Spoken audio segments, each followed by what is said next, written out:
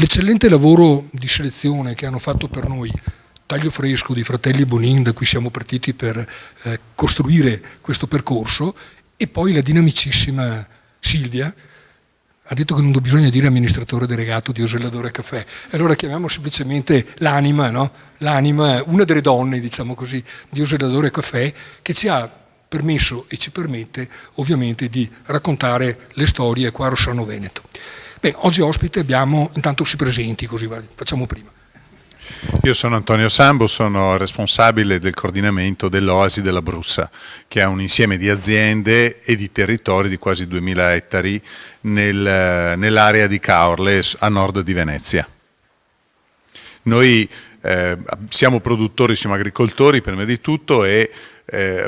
abbiamo cercato di tornare a sviluppare i frutti della nostra terra nella tradizione dell'azienda multifunzionale. Quindi, sebbene le dimensioni siano molto importanti, abbiamo recuperato le vigne che sono tra le poche, diciamo così, vigne sul mare, quindi che utilizzano i terreni di salsedine, quindi il terreno salato per produrre i nostri vini, e quindi danno qualche tocco, diciamo, di sapidità molto più interessante. L'altra cosa importante è stata la trasformazione dell'orzo, quindi abbiamo impiantato un agribirrificio, quindi dal nostro orzo produciamo con il nostro malto e quindi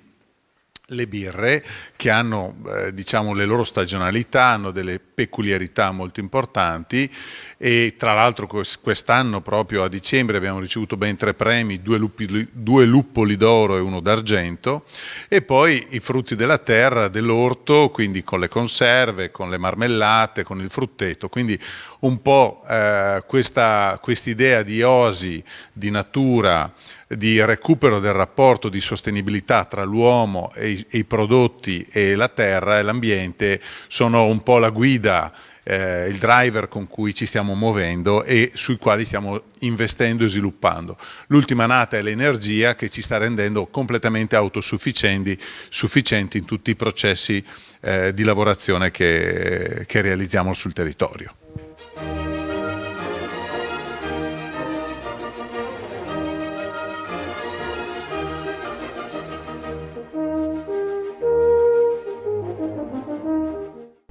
Va detto che questo progetto di cui ci stiamo occupando in questi mesi, anzi in questi anni, era nato poco prima della Covid. C'era l'ESOF, Trieste Capitale Europea della Scienza, e noi in quel contesto ricevemmo l'incarico proprio di curare un progetto che si chiamava Eurosostenibilità, che era sviluppato con la rivista delle università italiane sulla ricerca, Natura Docet. Poi lei mi ha parlato di risorse energetiche, e uno dei punti degli obiettivi dell'Agenda 2030 che noi seguiamo nelle nostre iniziative. Ecco, quindi mi fa piacere sentire parlare di sostenibilità. Perché la fate, o sbaglio? Ma per noi è fondamentale, noi ci sentiamo un po' custodi di questo territorio, perché siamo incastonati tra Caorle e Bibbione, 2 aree dove il turismo di massa, dove l'industria del turismo vera e propria ha raggiunto delle eccellenze eccezionali, ma anche delle densità, e diciamo ha perso di vista la dimensione del rapporto proprio con l'ambiente e con la natura. Noi per fortuna, essendo un'area scontornata da canali e da fiumi, vocata e vincolata all'agricoltura, vocata dall'Europa ad area SIC, quindi a ZPS, a zona protetta, dove ancora abbiamo branchi di daini che scorazzano liberi, dove abbiamo più di 300 specie di uccelli migratori che si fermano sul nostro territorio proprio perché è uno dei pochi ancora diciamo per loro utilizzabile, è diventato un po' la punta di diamante l'idea che il turismo, l'agricoltura, i giovani, il lavoro, il prodotto possano trovare l'equilibrio. Ecco, per noi sostenibilità non è un indicatore statico, è un indicatore evolutivo, per cui i processi continui nei quali l'accoglienza del turista, l'introduzione dei cavalli allo stato brado, le esperienze di cicloturismo, di sport all'aria aperta, devono coniugarsi con un prodotto a chilometro zero, un prodotto sano, un prodotto amato da chi lo produce e non solo per il margine o il ricavo che esso stesso realizza. Ecco, quindi la cura che ci mette l'enologo, la cura che ci mette il mastro birraio, la cura che ci mette l'ortolano, parlo al singolare ma in realtà è un'equipe piuttosto folta di persone, per noi è una modalità con cui interpretiamo il rispetto dello sviluppo delle attività economiche che poi vediamo fanno impresa che a sua volta è sostenibile perché non ha un ordine di tempo a qualche anno ma a decenni, e quindi questo è un'eredità dei nostri avi che hanno bonificato quel territorio e che vorremmo veramente lasciare ai nostri discendenti con l'orgoglio di poterla vivere, di poterla coltivare, di poter essere luogo di ospitalità. Dopo non tocco il tema del bio perché potremmo andare avanti fino a domani mattina sia in chiaroscuri anche piuttosto forti, ma non è questo il senso del giornalismo che noi vogliamo fare, anche perché credo che siamo gli unici a dare spazio sia alle aziende importanti come la vostra e anche alle microaziende che sono quelle che si sbattono sul territorio e permettono a questo discorso di sostenibilità e di eccellenza, usiamo questa parola un po' per non usare sempre la parola qualità, no? Ci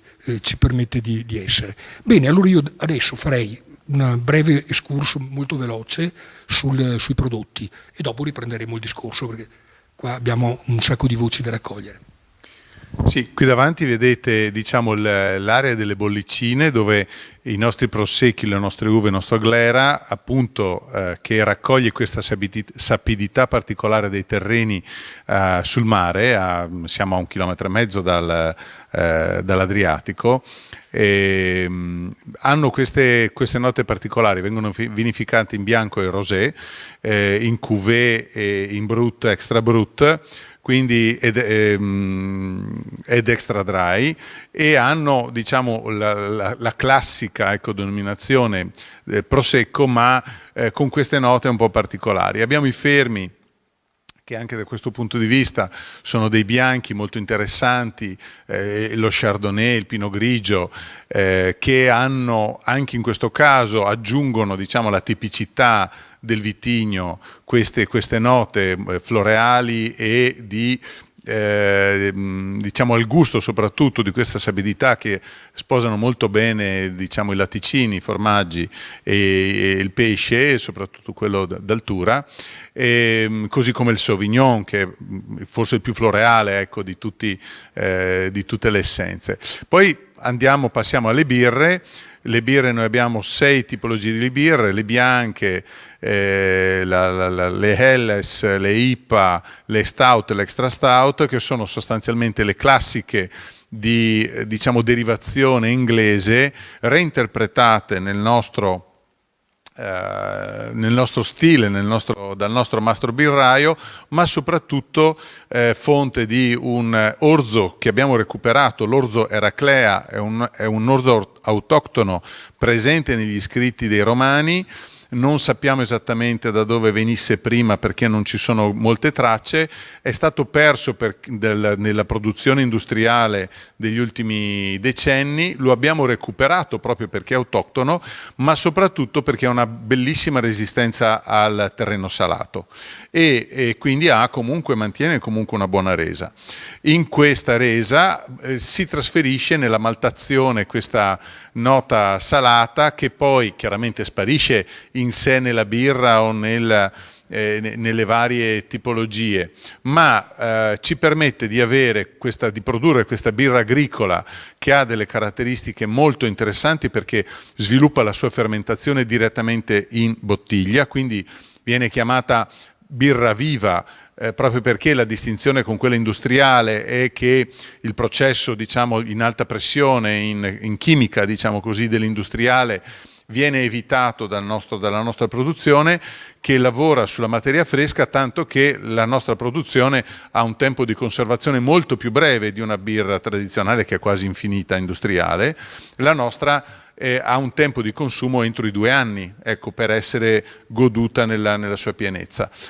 Facciamo delle special, diciamo così, cioè sfruttiamo il prodotto e le essenze tipiche della raccolta nelle stagioni e quindi dalle spezie fino alla frutta che entra nella birra chiaramente viene sincronizzato. Le ultime 2 produzioni sono quelle delle verdure e delle marmellate. Anche in questo caso chiaramente nelle nostre aziende abbiamo sviluppato dei laboratori agrituristici, per cui sono piccole produzioni locali quelli che noi proponiamo, e anche in questo caso non sono mai uguali di anno in anno, perché il suo ce lo mette il sole, ce lo mette il vento, ce lo mette il momento di raccolta, e che possiamo permetterci il lusso di sincronizzare con la cucina, con le cucine, che oltre poi a produrre queste cose dà anche buon gusto a tutti gli ospiti che frequentano l'Abruzza, che vengono nel mare dell'Abruzza e nella natura dell'Abruzza, perché poi appunto c'è il bosco, ci sono i fiumi che danno ulteriori note. Ecco, questo in estrema sintesi. L'energia che abbiamo iniziato a produrre qualche anno fa, un po' come scommessa con del biogas, negli ultimi anni e nei prossimi anni abbiamo già attivato gli investimenti sfruttando i numerosi tetti di case coloniche che abbiamo recuperato, e quindi anche in questo senso la sostenibilità di prima torna nel rispetto dell'ambiente e degli edifici già prodotti, e chiaramente con il fotovoltaico, con i parchi agrisolari appena stati finanziati, in cui siamo entrati, stiamo mettendo a regime sia il maneggio equestre, sia il birrificio, sia tutte le altre catene di produzione, utilizzando la nostra stessa energia.